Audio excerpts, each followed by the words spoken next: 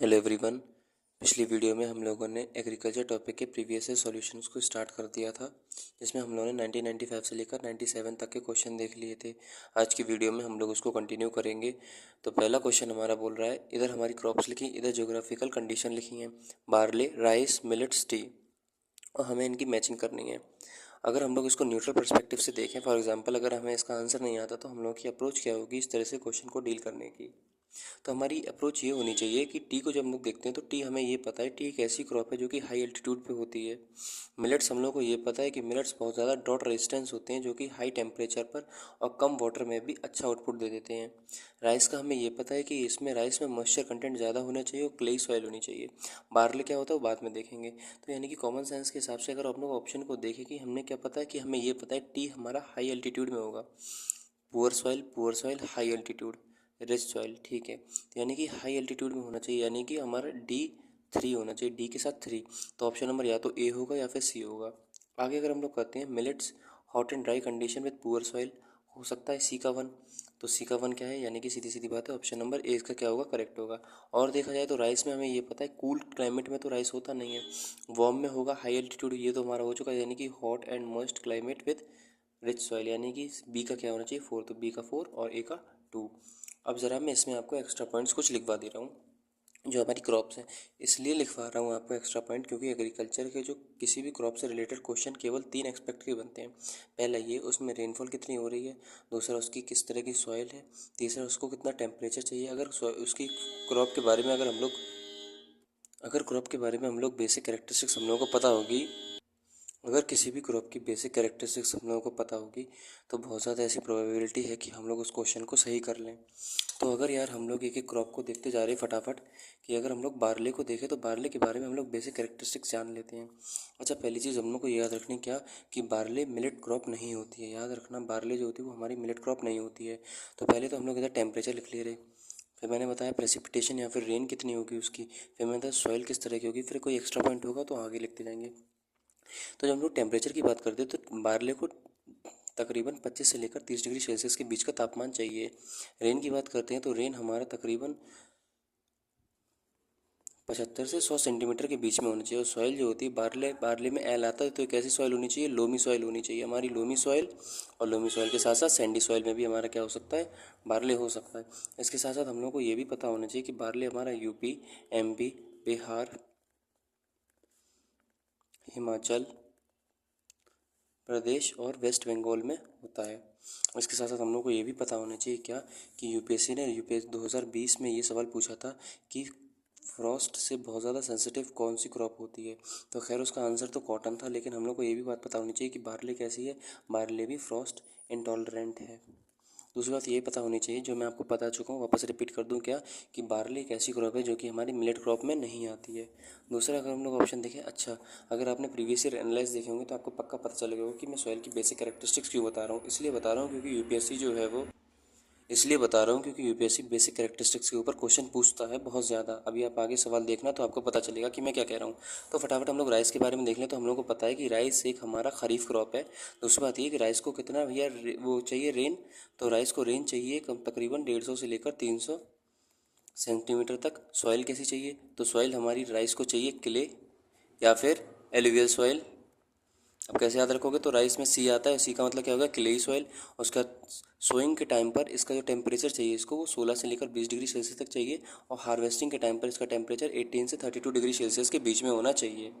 अच्छी बात है। उसके साथ साथ अगर हम लोग मिलेट्स को देखें जो ऑप्शन नंबर 3 है हमारा, तो अगर मिलेट्स के बारे में बताऊं तो हम लोग को ये पता है क्या, कि सीरियल क्रॉप्स होती हैं, एक नॉन सीरियल क्रॉप्स होती हैं। सीरियल क्रॉप्स दो तरह की होती हैं, एक को हम लोग बोलते हैं फाइन ग्रेन्स जो कि हमारा राइस और व्हीट होता है, और दूसरे को हम लोग बोलते हैं कोर्स ग्रेन यानी कि मोटा अनाज। जो कोर्स ग्रेन होता है उसी में हमारी क्या आती है, मिलेट्स। फॉर एग्जांपल ज्वार जिसको हम लोग शोरगुम बोलते हैं, बाजरा, रागी एटसेट्रा। तो मिलेट्स को हम लोग क्या बोलते हैं, फॉर एग्जांपल ज्वार, ज्वार क्या है हमारा, मिलेट है जिसको हम लोग शोरगुम के नाम से भी जानते हैं। उसके बाद हमारा रागी, उसके बाद हमारा बाजरा, ये सारी कैसे हमारा मिलेट्स होता है। मिलेट्स का यूज़ हम लोग फूड और फॉडर दोनों के रूप में करते हैं, यानी कि इंसान के रूप में भी करते हैं और इसको जानवर के चारे के रूप में भी इसका यूज़ किया जाता है। उसके साथ साथ हमें ये भी पता होना चाहिए कि मिलेट्स को जो टेम्परेचर चाहिए वो तकरीबन 20 से 30 डिग्री सेल्सियस का चाहिए। और रेन कितनी चाहिए, तो हमें ये पता है मिलेट्स जो होती है ड्रॉट रेजिस्टेंस क्रॉप होती है, यानी कि इनको पानी की कम मात्रा में भी ये अपना बेहतर उत्पादन दे सकती हैं। तो इसको रेन कितनी चाहिए, तकरीबन 40 से 60 सेंटीमीटर के बीच में। अब आखिरी हमारा ऑप्शन बचा है जिसको हम लोग बोलते हैं टी। जब हम लोग टी की बात करते हैं तो हमें ये तो पता है क्या कि टी को जो सॉइल चाहिए, जो मृदा चाहिए टी को, वो हमारी फॉरेस्ट सॉइल होती है। और फॉरेस्ट सॉइल में ये याद रखना है कि ह्यूमस का कंटेंट कैसा होता है, अच्छा होता है। दूसरी बात ये होता है ह्यूमस रिच होती है ये। अगली बात ये कि टेम्परेचर तकरीबन 24 से लेकर 23 डिग्री सेल्सियस तक होना चाहिए। और रेन हमारी तकरीबन 150 सेंटीमीटर तक होनी चाहिए। और हमें ये भी याद रखना चाहिए कि जो ब्लैक टी होती है ना, उसकी जो पत्तियाँ होती हैं, उसकी जो लीव्स होती हैं, वो फर्मेंटेड होती हैं। जो फर्मेंटेशन का प्रोसेस होता है ना, फर्मेंटेड होती हैं। जो ग्रीन टी होती है उसकी जो पत्तियाँ होती हैं वो कैसी होती हैं, अनफर्मेंटेड। अब कैसे याद रखोगे, ऐसे याद रखोगे कि बार्ले का रेन का देखो आप, राइस की बारिश, मिलेट्स की बारिश तो सबसे कम होगी, और टी की बारिश। दूसरी बात ये कि बार्ले में एल आता है तो लोमी सॉइल, राइस में सी आता है तो क्लेई सॉइल, मिलेट्स किसी भी सॉइल में हो जाएंगे, और टी हमारा ह्यूमस रिच सॉइल में। अच्छी बात है। अब अगला सवाल हम लोग फटाफट देखते हैं। अगला सवाल हमारा ये बोल रहा है कि ABCD जो है वो इंडिया का मैप है। इंडिया के मैप पे ABCD जगह जो है वो पॉइंट है। ओके, ये ए है, ये बी है, ये सी है, और डी है। ABCD in map shows cultivation of. अब ABCD जो है वो क्या कल्टीवेशन दिखा रहा है हमारा, तो हमें ये पता ए हमारा क्या है, हमारा गुजरात है इंडिया के मैप पे। और गुजरात में हमारा क्या होता है, ग्राउंडनट होता है, मूंगफली होता है। बी हमारा क्या है, महाराष्ट्र है, जहाँ पे क्या होता है, शुगर केन होता है। अब देखो क्यों मुझे पता है, इसलिए पता है क्योंकि जब हम लोग इस चैप्टर को पढ़ते हैं तो हमें ये पता है कि महाराष्ट्र में वाटर डेफिसिट है, लेकिन फिर भी वहाँ पे शुगर केन का कल्टीवेशन होता है, जो कि कैसी एक प्रॉब्लम का विषय है। तो यानी कि सीधी सीधी बात है, ए में हमारा क्या होगा, ग्राउंडनट, बी में हमारा क्या होगा, शुगर केन। तो इसका सही बात है, ऑप्शन क्या होगा, बी होगा।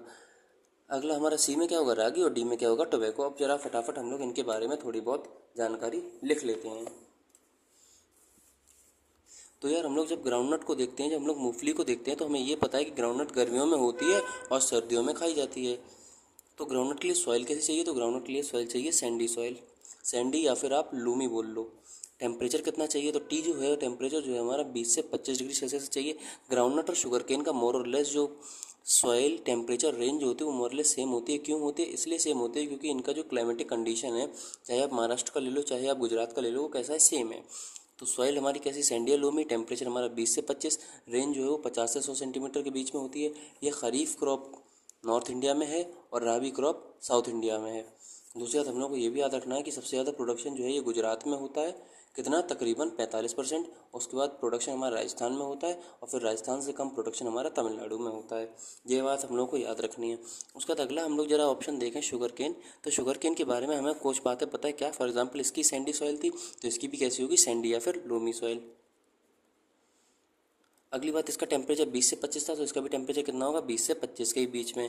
इसकी अगर बारिश 50 से 100 थी, तो इसकी बारिश कितनी हो चाहिए, 100 से 150, क्योंकि शुगर केन कैसा होता है, पानी को बहुत ज़्यादा यूज़ करता है। अगली बात हमें ये भी याद रखना है कि India is the second largest producer of sugar cane after Brazil, after BRAZIL, after Brazil. अगली बात हम लोग को ये भी याद रखनी है क्या कि शुगर केन का प्रोडक्शन सबसे ज़्यादा उत्तर प्रदेश में होता है, कितना, तकरीबन 41%।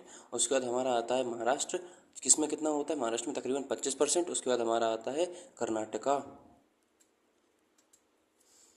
अच्छा, अब एक और याद हम लोग को बात रखनी है क्या कि शुगर केन का जो मेथड होता है उसको हम लोग बोलते हैं रेटोनिंग। अभी रेटोनिंग पता क्या होता है, क्वेश्चन सिंपल चीज़, ये हमारी मिट्टी है, इसके ऊपर ये हमारे शुगर केन का पेड़ है। तो हम लोग जब शुगर केन को कट करते तो इधर से कट कर लेते, पूरा कट नहीं करते, क्यों, जिससे कि हमारा अगली बार अगली सीज़न में एक नया प्लांट इधर से ग्रो कर जाए। तो इसको पूरा जड़ से नहीं उखाड़ते, बल्कि इसकी ऊपर से मतलब चॉप कर लेते, जिससे कि अगले सीज़न में वापस उसी किल्ली से, उसी बड से हमारा शुगर केन जो है वो वापस ग्रो कर जाए। अगला हम लोग जरा देखते हैं रागी। रागी एक इम्पोर्टेंट है, क्यों, क्योंकि रागी के बारे में आपको बताता हूँ। एक तो पहली बात ये मिलेट क्रॉप है, दूसरी बात ये कि रागी का दूसरा नाम होता है जिसको हम लोग बोलते हैं फिंगर मिलेट। दूसरी बात ये कि ragi is the richest source of calcium. तो कैल्शियम का कैसा ये सोर्स, कैल्शियम का ये सोर्स है रिचेस्ट। इसके साथ साथ हमें ये भी पता होना चाहिए कि रागी में प्रोटीन भी पाया जाता है, रागी में आयरन भी पाया जाता है। आयरन हो गया, प्रोटीन होगा, फाइबर हो गया, ये सारी चीज़ें रागी में पाई जाती हैं। दूसरी बात ये कि रागी कैसी है, खरीफ क्रॉप है, यानी कि गर्मियों में होती है। दूसरी बात हम लोग को ये याद रखनी चाहिए, ड्राई प्लेसेस में क्या होती है, ग्रो होती है। रेन कितनी चाहिए, 50 से 100 सेंटीमीटर के बीच में। टेम्परेचर कितना चाहिए, तो हमें ये पता है गर्मियों में क्रॉप है तो टेम्परेचर भी ज़्यादा चाहिए, यानी कि 25 से 30 के बीच में टेम्परेचर चाहिए। लार्जेस्ट प्रोड्यूसर रागी का है हमारा कर्नाटका। उसके बाद हमारा आता है जिसको हम लोग बोलते हैं तमिलनाडु। तमिलनाडु के बाद हमारा आता है उत्तराखंड। उत्तराखंड के बाद हमारा आता है उड़ीसा। उम्मीद करता हूँ यार आप लोगों को जल्दी नहीं लग रहा होगा।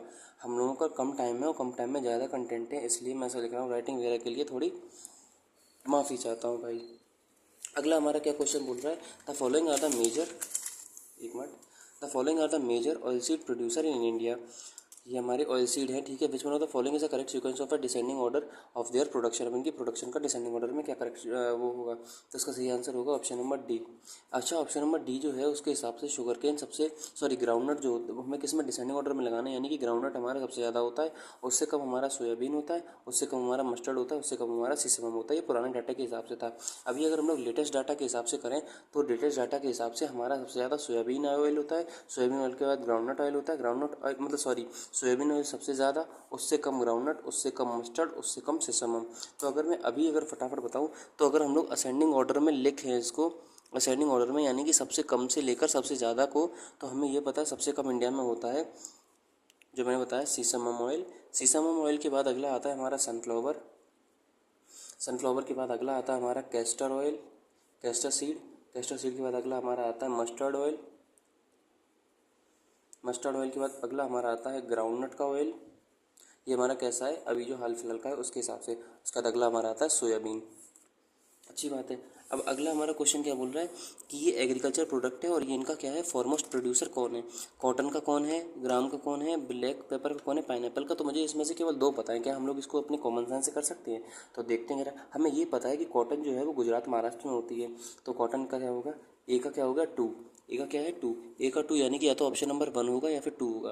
दूसरा हमें ये पता है कि जब आप ब्लैक पेपर की बात करोगे तो ब्लैक पेपर कैसा है, black pepper east India company वगैरह सब इसी के चक्कर में आई थी केरला में, चाहे कालीकट हो जो हम लोगों ने देखा था जमूरी नाका राजा। तो ब्लैक पेपर यानी कि सी का क्या है 4। सी का क्या है 4 यानी कि ऑप्शन नंबर ए इसका क्या होगा, सही होगा। अब देखो यार, और तो सारी फसलें लेस इंपॉर्टेंट है, कॉटन मोस्ट इंपॉर्टेंट है। क्योंकि अगर आपने शायद अगर ऑप्शन को वो अगर एनालाइज किया हो तो आपको पता होना चाहिए कि कॉटन कितनी बार रिपीट होता है। तो मैं फटाफट कॉटन को डिस्कस कर दूं। कॉटन को पहले तो हम लोग को याद रखने की खरीफ क्रॉप है, यानी कि गर्मियों में होती है। ऐसे याद रखना, गर्मियों में तो हम लोग कॉटन के कपड़े पहनते हैं जिससे कि हम लोगों का मॉइस्चर, सॉरी जो हमारा स्वेट है उसका एब्जॉर्प्शन ज़्यादा हो। अगली बात ये है कि इसको टेम्परेचर कितना चाहिए, 30 से 31 डिग्री सेल्सियस के बीच में। अगली बात ये है कि रेनफॉल हमारी तकरीबन 150 से लेकर 200 सेंटीमीटर के बीच में होनी चाहिए। ब्लैक सॉइल में होता है, ब्लैक सॉइल को ही हम लोग रेगुलर सॉइल बोलते हैं।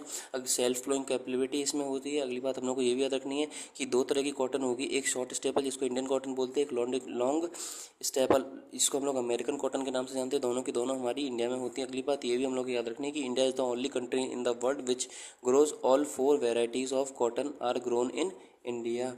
कॉटन की चारों वैरायटी इंडिया में ग्रो होती है, चाहे वो इजिप्शियन कॉटन हो, चाहे एशियन कॉटन हो, चाहे अमेरिकन कॉटन हो, चाहे जो हम लोगों की जेनेटिकली मॉडिफाइड कॉटन होती है, वो सारी की सारी इंडिया में ग्रो होती हैं।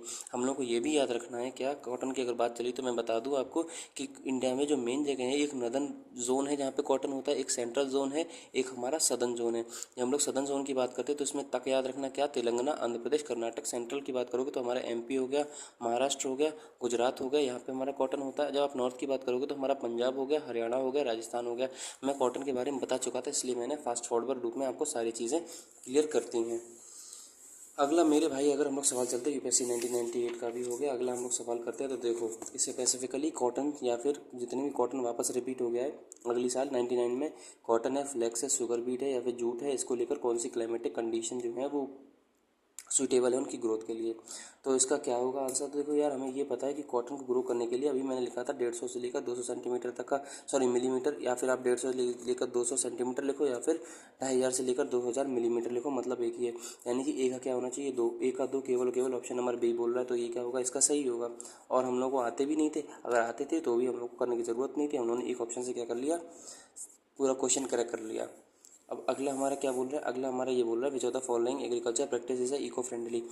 Organic farming, shifting cultivation, cultivation of high yielding varieties, या फिर growing plants in green house. Eco friendly कौन सा है? तो इसका सही आंसर होगा हमारा ऑर्गेनिक फार्मिंग। देखो यार, ऑर्गेनिक फार्मिंग तो हमें ये पता है, ऑर्गेनिक फार्मिंग क्या होता है कि हम लोग केमिकल फर्टिलाइज़र के बिना, हम लोग बिना पेस्टिसाइड के इन और जो हम लोग केमिकल फर्टिलाइज़र वगैरह होते हैं उसके बिना हम लोग फार्मिंग करते हैं, जिससे कि हमारी सॉइल की प्रोडक्टिविटी पे ज़्यादा असर नहीं पड़ता है। उसको हम लोग क्या बोलेंगे? Organic farming. यानी कि ऑर्गेनिक प्रोडक्ट्स की मदद से खेती करने को ही हम लोग ऑर्गेनिक फार्मिंग बोलते हैं। ये तो हम लोग को समझ में आ गया। अब बी, सी और डी इसका आंसर क्यों नहीं है, तो मैं आपको बता दूं फटाफट बी, सी और डी इसका आंसर क्यों नहीं है। जब हम लोग शिफ्टिंग के रिस्पेक्ट में बात करते हैं तो हम लोग को ये पता है कि शिफ्टिंग कल्टीवेशन जो होता है इसको जूम कल्टीवेशन या फिर स्लैश एंड बर्न कल्टीवेशन के नाम से भी जाना जाता है। दूसरी बात ये है कि शिफ्टिंग कल्टीवेशन जो होता है इसमें सॉइल जो होती है वो कैसी होती है? डिग्रेडेड, सॉइल का डिग्रेडेशन होता है, सॉइल का डिग्रेडेशन होता है, डिफॉरेस्टेशन होता है। क्यों? क्योंकि डिफॉरेस्टेशन तभी तो होगा कि हम लोग सबसे पहले ज़मीन को काट के क्लियर कर देंगे, उसके बाद उस पर खेती करेंगे, तो इससे क्या हो रहा है? इनडायरेक्टली सॉइल डिग्रेडेड, डिफॉरेस्टेशन हो रहा है, उससे सॉइल डिग्रेडेड हो रही है, उससे हैबिटेट का लॉस हो रहा है। अगर इतनी सारी चीज़ें हो रही हैं, हैबिटेट का लॉस हो रहा है, तो फिर एक बात बताओ, ये इको फ्रेंडली हुई तो हुई कैसे? यानी कि ये तो हमारा क्वेश्चन आंसर होगा नहीं इसका।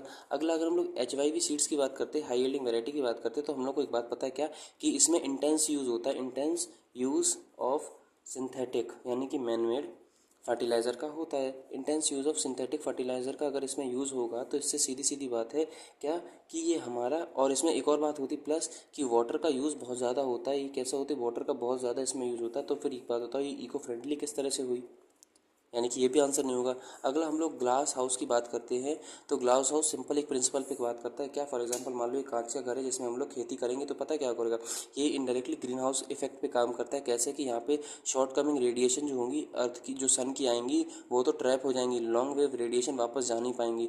ये जब रेडिएशन ट्रैप हो जाएंगी इसमें, तो ये किस तरह से काम करेगा? एक जो ठंडी जगह होती है, फॉर एग्जाम्पल रशिया का साइबेरिया वगैरह, वहाँ पे आर्टिफिशियली रूप से खेती करी जा सकती है इस मेथड से।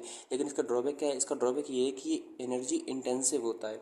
दूसरी बात हम लोग को ये भी याद रखनी है क्या, कि इसमें हीटिंग और कूलिंग जो होता है वो हमारा लार्ज एरिया पर फीजिबल नहीं है। अगर लार्ज एरिया पर फीजिबल नहीं है, लार्ज क्वांटिटी में, लार्ज अमाउंट में फीजिबल नहीं है, तो फिर इको फ्रेंडली किस तरह से हुआ? तो सीधी सीधी बात है, इसका आंसर क्या होना चाहिए? ऑर्गेनिक फार्मिंग होना चाहिए, जिसमें हम लोग ऑर्गेनिकली अपनी फसल को पैदा करते हैं। अगला हमारा क्वेश्चन क्या बोल रहा है कि high density of a population of Nile valley and island of Java is primarily due to. High density क्यों है? तो इसका सही आंसर क्या होगा? इंटेंसिव एग्रीकल्चर की वजह से होगा। ये तीनों टॉपिक मैं एक्सप्लेन करूंगा नहीं, क्यों? क्योंकि ये हमारी ह्यूमन ज्योग्राफी के एक्सपेक्ट होते हैं। इंटेंसिव एग्रीकल्चर क्या होता है? इंटेंसिव एग्रीकल्चर कल की वीडियो में मैंने आपको बताया था, सिंपल एक चीज़ होती है क्या, इसमें हम लोग लिमिटेड एरिया पर मैक्सिमाइज प्रोडक्शन करते हैं। यानी कि जगह कम होगी लेकिन उसमें मैक्सिमम आउटपुट निकालना है हम लोगों को, मैक्सिमम इनपुट देके। तो इसका सही आंसर क्या होगा? हमारा इंटेंसिव एग्रीकल्चर होगा। इसके साथ हम लोगों को पता है एक इंटेंसिव एग्रीकल्चर होता है, एक सब्सटेंस एग्रीकल्चर भी होता है। सब्सटेंस एग्रीकल्चर वो एग्रीकल्चर होता है जिसमें हम लोगों का मेन खेती का पर्पस ये होता है कि हम लोगों को अपने परिवार की बेसिक नीड्स पूरी करनी है। इसका पर्पस सब्सटेंस एग्रीकल्चर का कॉमर्शियल कतई नहीं होता। इसमें खरीदा बेचा जाता है लेकिन बहुत ही कम अमाउंट पर। मेन पर्पस यही होता है कि परिवार की बेसिक नीड्स जो है वो फुलफिल हो जाएं, खाने पीने से रिलेटेड। अगला है कि consider HYV seeds crops in India. UPSC 2002 का सवाल है। अर्जुन, जया, पद्मा, सोनालिका, इनमें से ये बताना बीट से रिलेटेड कौन कौन सी हैं। तो हम लोगों को ये वही बात पता है क्या, कि अर्जुन और सोनालिका जो हैं ऑप्शन नंबर 1 और 4 ये बीट से रिलेटेड हैं। जबकि आप जया और पद्मा की बात करोगे तो किससे रिलेटेड है? हमारे धान से रिलेटेड है, हमारे राइस से रिलेटेड है। तो यार आज की वीडियो लंबी बन रही है, अगली वीडियो में हम लोग बचे हुए सवाल करेंगे। अगर आपका कोई भी सजेशन हो तो ज़रूर मुझे बताना। तो अगली वीडियो में मिले भाई, मिलते हैं हम लोग। टिल देन, जय हिंद, जय भारत।